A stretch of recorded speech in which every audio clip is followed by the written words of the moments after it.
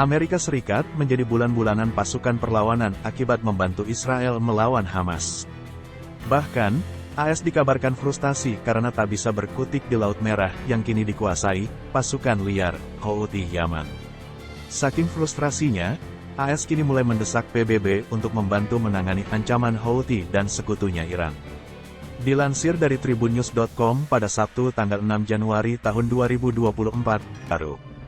Menurut Sekretaris Jenderal Organisasi Maritim Internasional, Arsenio Dominguez, serangan Houthi itu membuat 18 perusahaan ekspedisi pengiriman mau tak mau terpaksa mengubah jalur. Kapal-kapal perusahaan itu menghindari jalur Laut Merah dan memilih mengitari Afrika agar tidak diserang Houthi. Namun, perubahan jalur itu membuat waktu tempuh perjalanan menjadi lebih lama hingga 10 hari.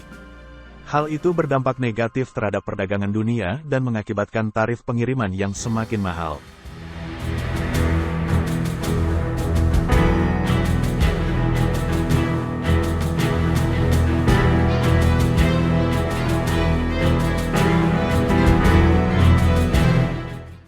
Download Tribun X sekarang, menghadirkan lokal menjadi Indonesia.